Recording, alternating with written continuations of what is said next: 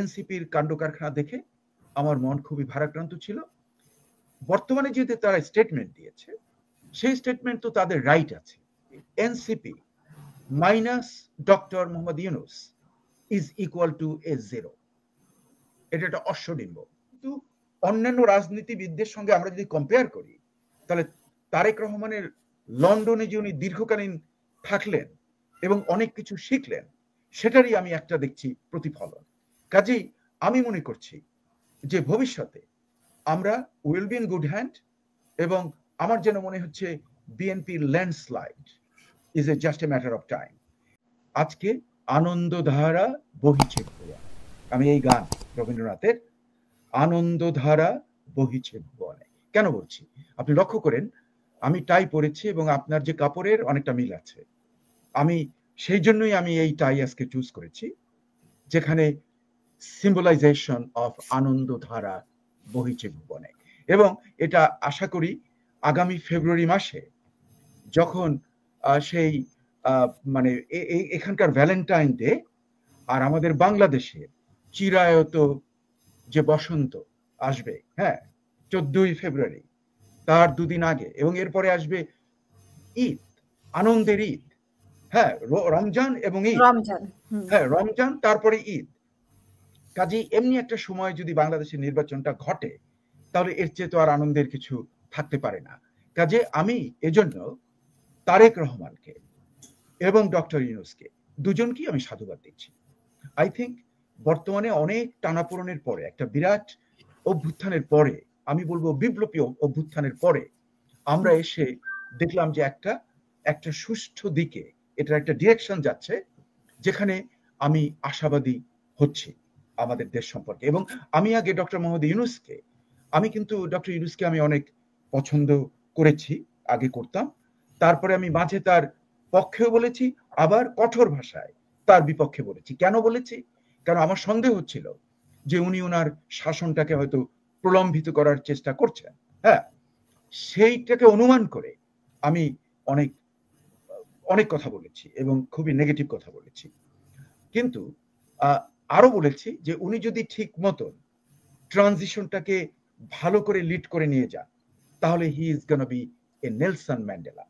আমি বলছিলাম যে I will be waiting also for the Nelson Mandela moment of doctor Mohammad Yunus. মনে হচ্ছে ফেব্রুয়ারিতে তাই ঘটতে যাচ্ছে। এবং এর ব্যাপারে এখন যে আপনি বললেন যে what will be the reactions of the others, আচ্ছা আমি জামাত ইসলামীকে, পার্টিকুলারলি জামাত ইসলামের যে বর্তমানে আমির আছেন, ওনার কিন্তু আমি কথা শুনি, ওনার বিভিন্ন বাণী কথা, he seems to be very matured politician. মানে হ্যাঁ উনি কন্ডিশনাল কথা বলেছেন, কিন্তু ওনার তো একটা পার্টিকুলার স্ট্র্যাটেজি রয়েছে, উনি তো সেটাই ফলো করবেন। সবাই যদি এক হয়ে যাই আমরা, তাহলে তো যে বিচিত্র একটা বৈচিত্র্যতার যে একটা মহিমা, তার যে একটা আনন্দ, পৃথিবীর যে জ্ঞান এবং রাজনীতি এবং অর্থনীতির যে প্রোগ্রেশন, সেটা তো বন্ধ হয়ে যাবে। কাজে জামাত ইসলামীর যে কমেন্টস করেছে, আমি সেটাকেও আমি খুব ভালো চোখে দেখছি। আচ্ছা এখন দেখুন যে এর বিরুদ্ধে তো অনেকে বলছে, যেমন আমি দেখলাম যে এনসিপির ওরা বলেছে, হ্যাঁ এনসিপির সম্পর্কে আমি অনেক সময় আপনাদের এখানে ভালো কমেন্টও করেছি, কটু কমেন্টও করেছি। কিন্তু মানে যখন ওরা করাপশনের দিকে যাচ্ছিল, তখন আমার মন খুব খারাপ ছিল। কিন্তু আমি কিন্তু বাংলাদেশের প্রথম যে বইটা এই বিপ্লবের পরে, এই অভ্যুত্থানের পরে, বইটার নাম 31 Days of July, না 34 Days of July or 36 Days, ভুলে গেছি টাইটেলটা। 35 আই থিংক 35 হবে, 35 ডেজ। ওই যে বইটা ইংরেজিতে, ওই বইয়ের কিন্তু ফরওয়ার্ড আমার লেখা, যেটা বইয়ের প্রায় 25-30 পৃষ্ঠা, দ্যাট ইজ মাই রাইটিং। এবং ওই বইয়ের যে আর্টিকেল গুলো, তার আগে ওটা নিউ এজে ছাপিয়েছে পরপর 5 দিন। কাজেই আমি এর দারুণ সমর্থন করেছি। কিন্তু পরবর্তী পর্যায়ে এনসিপির কাণ্ড কারখানা দেখে আমার মন খুবই ভারাক্রান্ত ছিল। বর্তমানে যেহেতু তারা স্টেটমেন্ট দিয়েছে, সেই স্টেটমেন্ট তো তাদের রাইট আছে। মানে যে জিনিসটা হচ্ছে ফেব্রুয়ারি, তাদের মধ্যেও আমার মনে হয় বিভক্তি। কারণ হাসনাত আব্দুল্লাহ কিছুক্ষণ আগে একটা স্ট্যাটাস দিয়েছেন, উনি বলেছেন যে মানে দেশের স্বার্থে এটা ভালো হয়েছে। ওই যে তার মানে প্রত্যেকেরই কিন্তু যে right of expression, freedom of expression যেটা, এটা তো থাকতেই হবে। এটাকে কিন্তু আমার কোনো আপত্তি নেই। নাসিরউদ্দিন পাটোয়ারি বলছেন আর কি যে একটি হ্যাঁ, দলের কথা মতো একটি দলকে খুশি করানোর জন্য সেটা শহীদদের না, সাথে সেটা না। বেইমানি করা নাসিরউদ্দিন পাটোয়ারিরও ওটা একটা তার একটা রাইট ফান্ডামেন্টাল মানে ফ্রিডম অফ এক্সপ্রেশনের রাইট। আচ্ছা, কিন্তু এর কি কোনো কি মূল্য হবে কিনা, what is the value of that, সেখানে যদি আমরা দেখি, তাহলে আমরা যদি দেখি যে মানে NCP minus doctor Mohammad Yunus is equal to A zero. এটা একটা অশ্বডিম্ব। হ্যাঁ, এটা মেজর আক্তার আরো ভালো করে বলতে পারবেন যে NCP minus doctor Mohammad Yunus doctor Mohammad Yunus is a অশ্বডিম্ব, ইজ এ বিগ জিরো।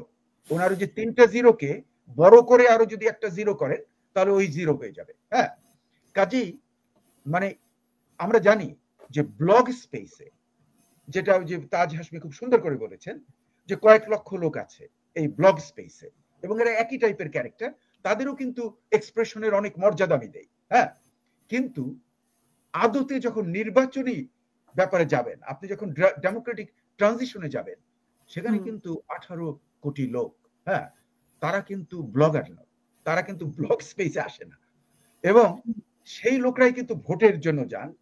এবং যে কারণে আমরা দেখেছি যে বিএনপি একটা সামান্য মিটিং দেখলো সেখানে লক্ষ লক্ষ লোক চলে আসে। এর কারণ ওই জনগণ, ওরা কিন্তু ওই ব্লগাররা কি বলছে তাদের কিছু আসে যায় না। হ্যাঁ, কাজেই আমি মনে করি যে বর্তমানে যেটা হচ্ছে, সবাইকে নিয়ে যদি একটা স্মুথ ট্রানজিশন হয়, হ্যাঁ, যে একটা শান্তিপূর্ণ ওয়ে এবং একটা ন্যায্য নির্বাচন, আর সংস্কার যেটা, সেটা হলো প্রবাহমান, এবং সেটারও কিন্তু বর্তমানে যেটা হবে মানে যেগুলোতে সবাই ঐক্যবদ্ধ হয়েছে, সেই সংস্কারগুলোকে আপনি কিভাবে করবেন, নির্বাচনের জন্য যেটা দরকার একটা সুষ্ঠু নির্বাচন, সেগুলো বাই প্রোক্লামেশনের মাধ্যমে, অর্ডিন্যান্সের মাধ্যমে, হ্যাঁ, আর আমরা যেটা এখানে বলি এক্সিকিউটিভ অর্ডারের মাধ্যমে সেগুলোকে করা যেতে পারে। আর অন্য যে সংস্কারগুলো যে সবাই যেখানে রাজি হয়েছে, সেগুলোকে হয়তো লিপিবদ্ধ করে একটা চার্টার করা যেতে পারে। হ্যাঁ, এবং ওটা প্রমালগেশন ও করা যায়, কিন্তু অতীতের জন্য, মানে এটার এফেক্টিভ ডেট হবে পরে, এবং সেটা নির্ভর করবে পার্লামেন্টের উপরে, কারণ পার্লামেন্ট হলো ফাইনাল। পার্লামেন্ট যদি এগুলোকে রেটিফাই না করে কিংবা আইন পাস না করে, তাহলে এগুলোর মূল্য জিরো, এটা আমাদের বুঝতে হবে।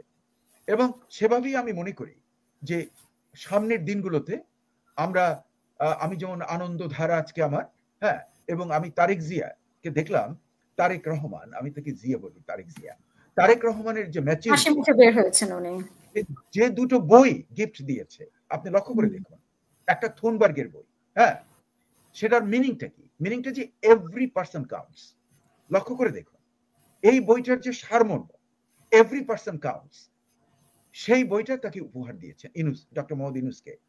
আর একটা দিয়েছে কবিতার বই, ওটাও খুব ইন্টারেস্টিং।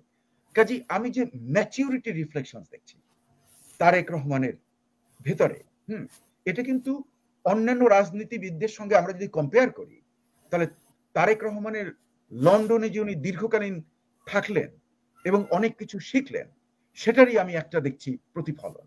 কাজেই আমি মনে করছি যে ভবিষ্যতে আমরা will be in good hand, এবং আমার যেন মনে হচ্ছে বিএনপির landslide is a just a matter of time, এবং আমি আশা করব যে ল্যান্ডস্লাইড পেয়েও যেন বিএনপি, যেটা ওই থুনবার্গের যে বইটা দিয়েছেন যে এভরিওয়ান কাউন্টস, হ্যাঁ, সেটাই যেন তারা করেন, যে অন্য প্রতিপক্ষ যারা আছে তাদেরকে যেন মানে তাদের প্রতি একটা কঠোর হস্ত ইত্যাদি যেন তারা না করে। এবং ওই বইটা আমাকে বলছে যে তারেক জিয়া, তারেক রহমান উনি অনেক কিছু শিখেছেন, ওই বইটাই দিয়েছেন ইউনুসকে, ওইটাই ওনার মনের কথা। কাজেই আমি মনে করি যে আমি দেখছি ভবিষ্যতে একটা দারুণ সমৃদ্ধ ভালো বাংলাদেশ তারেক রহমানের নেতৃত্বে।